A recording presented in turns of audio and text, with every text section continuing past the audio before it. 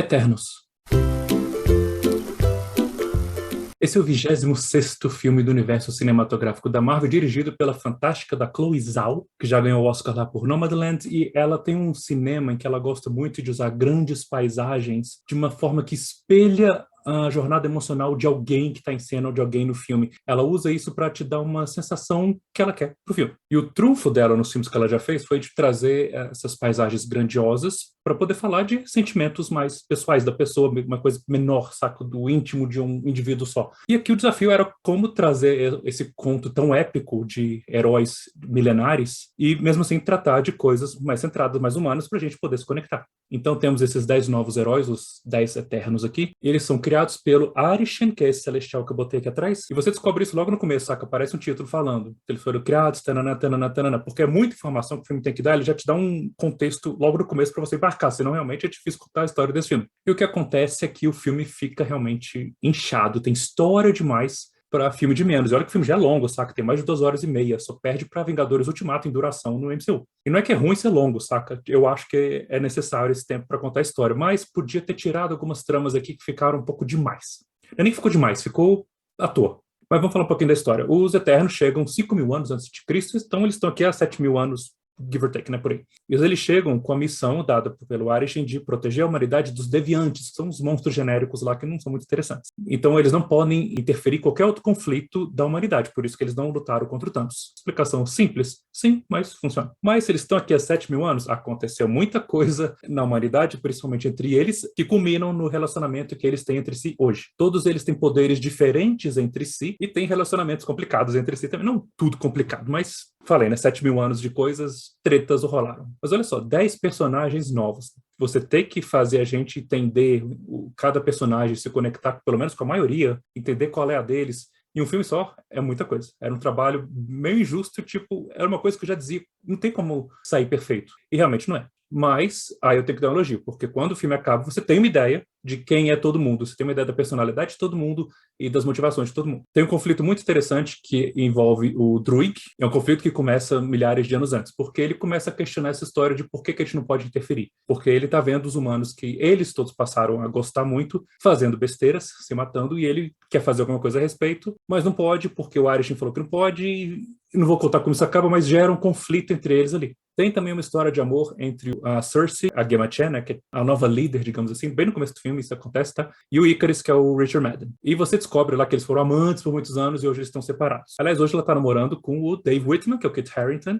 Ela tá pegando Game of Thrones geral aqui. Ela com o Kit Harington tem muito mais química do que ela com o Richard Madden. Esse é um problema aqui, porque você tem que acreditar que existe uma tensão entre eles, um amor entre eles, um sentimento que nunca foi embora totalmente, e é difícil de colar. Não porque eles são atores ruins, mas entre eles não rola uma química que pega, pelo menos não me pegou. Você ainda tem a Duende, que foi feita nesse corpo de 12 anos e não muda, então ela tem um conflito de que ela tem essa mente adulta, então ela se apaixona, mas o que ela pode fazer se ela tem só 12 anos? Então ela fica sem essa perspectiva de ter um amor correspondido, e isso acaba gerando esse quadrado romântico aqui, que funciona em alguns quesitos e em outros não. Meus favoritos dos Eternos é Gilgamesh e Tina. Gilgamesh, aliás, é o ator que tá no Invasão Zumbi, e ele é foda, ele é o foda. Eu e meus amigos, a gente apelidava ele de Capitão Coreia, porque ele é muito foda. E a Tina é a Angelina Jolie.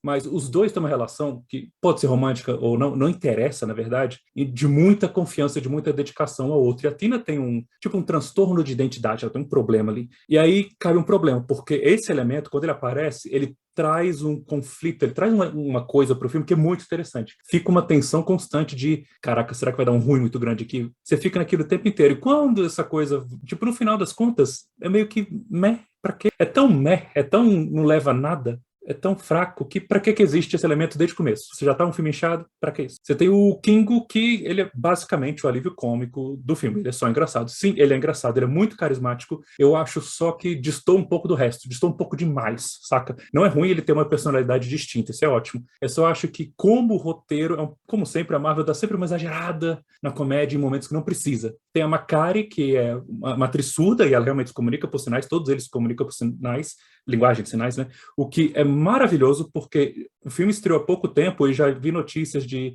250% a mais de pessoas procurando cursos de se comunicar por linguagem de sinais. Olha que maravilha. E falando nisso, é o elenco mais diversificado da Marvel, saca? Você tem um time de heróis pessoas de várias cores de pele e origens.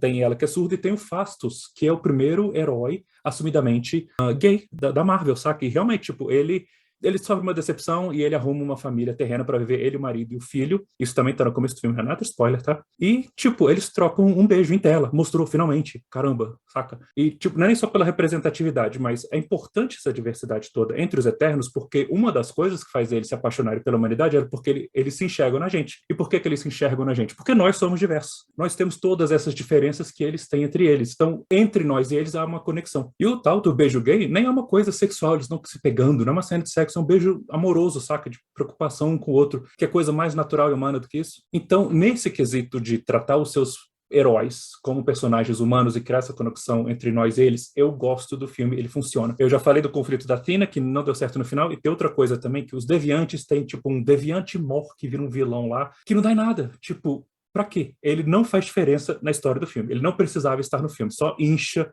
um filme.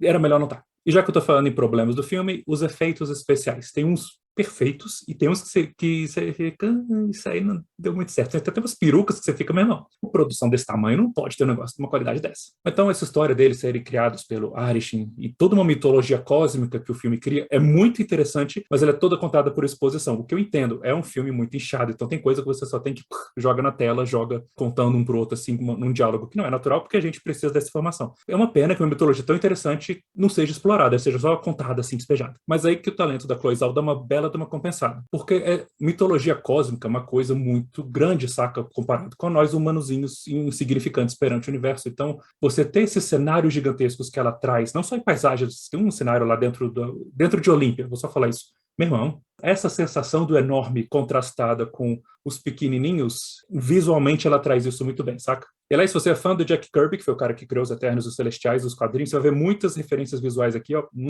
Então, pontos aqui para Marvel, porque é um filme que é um pouquinho diferente, não totalmente diferente, tá? Mas um pouquinho diferente do que muitos dos filmes de super-heróis são. Eu não acho que são todos iguais assim, não, tá? Eu acho que isso é um certo exagero falar que é tudo muito igual. Mas trouxe uma diretora de muito talento, deixou ela entregar um pouco da visão dela, ela própria tá no roteiro também. Isso é muito bom, saca? Eu fico pensando o que seria o filme do Homem-Formiga se o Edgar Wright tivesse tido a liberdade para fazer.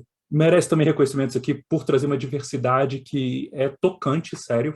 Ver um passo, assim, finalmente ser dado. Ainda é um passo muito pequeno. É muito tempo ainda até passos decentes realmente acontecerem. Mas eu não vou ficar aqui criticando se deu um passo. Deu um passo é bom, bora, continua. No fim das contas, tem histórias interessantes aqui, tem personagens cativantes que eu gostei, mas tem várias coisas que não funcionam, que ficam perdidas num filme muito inchado. Eu queria saber mais dessa mitologia cósmica, vamos ver como eles contam isso nos próximos filmes, porque quando aparece Celestial, por exemplo, numa escala assim enorme, visualmente esse filme, ó, mas criou esses heróis que são espelhos nossos, e isso é bom, isso eu curti.